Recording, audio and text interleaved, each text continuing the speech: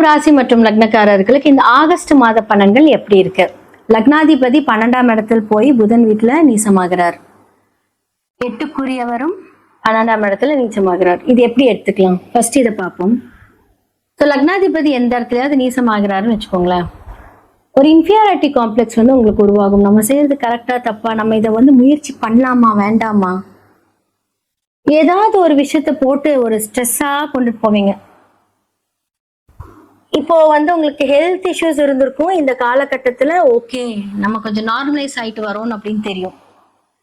5ஆம் இடத்துல ராகு இருந்து என்ன பண்ணுவாரு அப்படின்னா, ஒரு போராட்டமான ஒரு சிந்தனைகளை கொடுத்துக்கிட்டே இருப்பாரு. அப்ப 3க்குரிய குரு உங்களுக்கு பாத்தீங்கன்னா, குரு இப்ப எங்க இருக்காரு அப்படின்னா 10ஆம் இடத்துல உச்சமா இருக்காரு. கூட யார் இருக்காங்க? பாதகாதிபதியாக இருக்கக்கூடிய சூரியனும் சரி, உங்களுடைய 9, 12 அப்படின்னு சொல்லக்கூடிய புதனும் சரி, எல்லாம் அழகா எங்க உட்காந்துட்டாங்க அப்படின்னா கடகத்துல உட்காந்துட்டாங்க. 10ஆம் இடத்துல போய் உட்காந்துட்டாங்க. அப்ப பாதக பிசினஸ்ல ஏதாவது ஒரு எதிர்ப்பை பார்த்துட்டு இருப்பீங்க. திடீர்னு பிரச்சனை வரும். அப்புறம் அது நீங்க அதை சால்வ் பண்ணுவீங்க. ஸோ இந்த மாதத்தில் துலாம் லக்னத்துக்கு எப்படி இருக்கு அப்படின்னு, லக்னாதிபதியை போய் 12ல மறைந்து நீசம் ஆயிட்டாரு. தூக்கம் கெடும். சுக்கிரன் அப்படிங்கிறது வயிறு. 6ஆம் இடத்துல சனி இருக்கு. ஹெல்த் ஒரு நார்மலைஸ் ஆயிட்டு வந்துட்டு இருக்கிற டைம்ல இந்த காலகட்டத்தில் அதை கரெக்டா ஹேண்டில் பண்ணி டேப்லெட்லாம் சாப்பிட்டு டாக்டரோட அட்வைஸ் பண்ணிட்டு இருந்தீங்க அப்படின்னா அந்த விரயம் நல்லதாவே இருக்கும். இல்ல நான் என்ன சொன்னாலும் நான் என்ன போலதான் இருப்பேன் அப்படின்னீங்கன்னா கண்டிப்பா இதுக்கு பெரிய செலவுகள் விரயங்கள் ஏற்படும். அப்போ 10ஆம் இடத்துல சூரியன் குரு புதன் இணைவுல இருக்காங்க. ஃபர்ஸ்ட் ஆஃப் ஆல் சூரியன் உங்களுக்கு பாதகம் சேரவர். பாதகாதிபதி 10ஆம் இடத்துல இருந்து பிசினஸ் எப்படி இருக்கும்?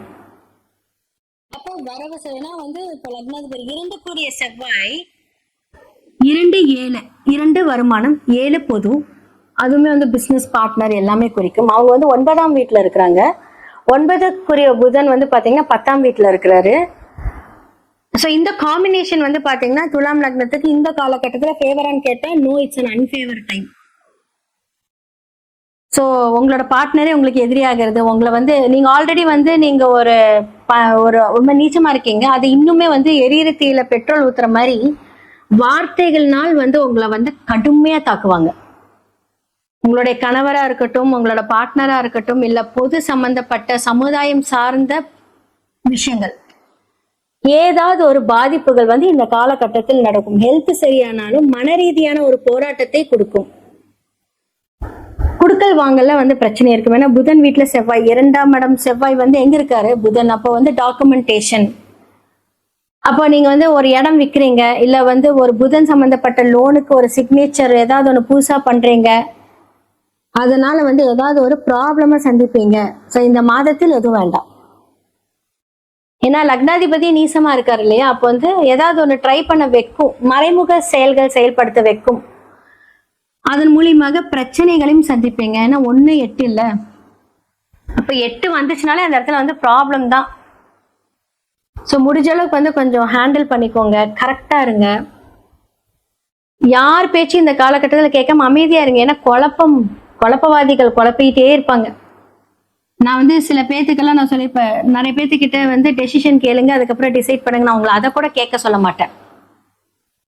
ஏன்னா எல்லாரும் போய் பிரச்சனைக்குரிய இடத்துல போய் உட்காந்துருக்காங்க. வழிகாட்டுதல் அப்படின்னு சொல்லக்கூடிய குருவே எங்க இருக்காரு? 10ஆம் இடத்துல இருக்காரு. எல்லாம் நல்லா நடக்கிற மாதிரி தான் இருக்கும். பட் அதே சமயத்துல அந்த ப்ராப்ளமும் நீங்க ஃபேஸ் பண்ணுவீங்க. ஆல்ரெடி துலாம் பாத்தீங்க அப்படின்னா எவ்வளவுதான் ப்ராப்ளம் நான் சந்திக்கணும், வாழ்க்கையே போராட்டமா இருக்கு. ஏன்னா 8க்குரியவரும் லக்னாதிபதி இல்லை. ஸோ அதனால அந்த ப்ராப்ளம்லயே இது பண்ணுவீங்க. நீங்களும் சரி, விருச்சகம் சரி, மேஷம் சரி, ரிஷபம் சரி, இந்த 4மே இந்த ஸ்கொயர் இவங்களுக்கு. அதே மாதிரி பார்த்தீங்கன்னா இவங்க மட்டும் அந்த ஆப்போசிட் சைடு பார்ப்பாங்க. அதே மாதிரி மற்ற ஸ்தானங்களும் பாதகாதிபதி இருக்கும் போதெல்லாம் அதை ஹேண்டில் பண்ணி தான் ஆகணும். ஸோ உபயராசிகளுக்கு இது ஏதாவது பிரச்சனை. ஸோ நீங்க பாத்தீங்கன்னா சரம் அப்படின்னு சொல்லக்கூடிய விஷயம் கடந்து போயிட்டே இருப்பீங்க. சரராசிக்காரர்களுக்கு பாத்தீங்கன்னா மனதைரியம் ஜாஸ்தி, வைராக்கியம் ஜாஸ்தி. எவ்வளவு பிரச்சனை வந்தாலும் தாங்கிக்க கூடிய அந்த ஒரு கணத்தை கடவுள் கொடுத்திருப்பாரு. நீங்களே அழுதுப்பீங்க, நீங்களே கண்ணை தொடச்சிட்டு அடுத்த வேலையை பார்க்க போயிடுவீங்க.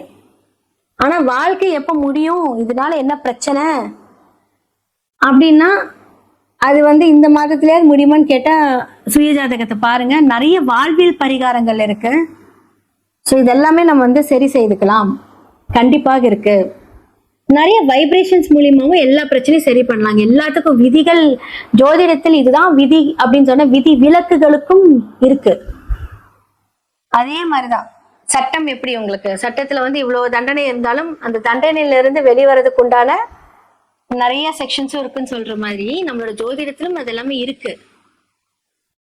பொதுவா துலா லக்னக்காரர்கள்லாம் வந்து பாத்தீங்கன்னா சமுதாயம் தொடர்பான ஒரு பிசினஸ்லயே ஒர்க்ல இருந்தா எந்த பிரச்சனையும் கிடையாது. நான் சொல்றது டாக்டர்ஸ், சர்வீஸ் ஓரியன்ட், இதெல்லாம் இருந்தா ப்ராப்ளம் கிடையாது. பட் அதில் இல்லாதவங்க வந்து என்னன்னா ஏதாவது ஒரு சில விஷயங்கள்ல வந்து கொஞ்சம் மேனேஜ் பண்ண முடியாம அந்த ஒரு தவிப்பீங்க. ஸோ இந்த காலகட்டத்தில் வந்து பாதகஸ்தானத்தில் வந்து இருக்கக்கூடிய சூரியன் 10ஆம் இடத்துல எல்லாமே புத்திகாரகனோடும் சரி, வழிகாட்டல் சொல்லக்கூடிய குருவோடவும் சரி இருக்காரு. அதுக்கப்புறம் 17க்கு அப்புறமா வந்து பாத்தீங்கன்னா சூரியன் எங்க வராரு, உங்களுடைய பாதகஸ்தானத்தில் அப்படியே ஆட்சி பெறுகிறார், சொந்த வீட்டுக்கு வராரு. அப்போ இன்னும் ஸ்ட்ராங் ஆகும். மாமனார் வழிகளில் ப்ராப்ளம், சம்மந்தமே இல்லாம குடும்பத்துல வந்து அப்படியே பிரச்சனை உங்களாலதான் அப்படின்ட்டு வந்து ஒரு முடிச்சு கட்டிடுவாங்க. ஒருவேளை உங்களுடைய கணவர் வந்து சூரியனா சார்ந்து இருந்தாங்க அப்படின்னா அவர் ஏதாவது ஒரு ப்ராப்ளம். எக்ஸாம்பிள் சொல்றேன், உங்களோட சுய ஜாதகத்தை பார்த்து சரி பண்ணிக்கோங்க. ஹெல்த் ரிலேட்டடா இன்னும் கொஞ்சம் கவனம் தேவை. டாக்டர் அட்வைஸ் பண்ணி எல்லாமே பண்ணுங்க. ஸோ இதெல்லாமே கொஞ்சம் ப்ராப்பரா பண்ணிட்டு வந்தீங்க, இந்த காலகட்டம் கண்டிப்பா நமக்கு தப்பிச்சு அடுத்த விஷயத்துக்கு போய்க்கலாம்.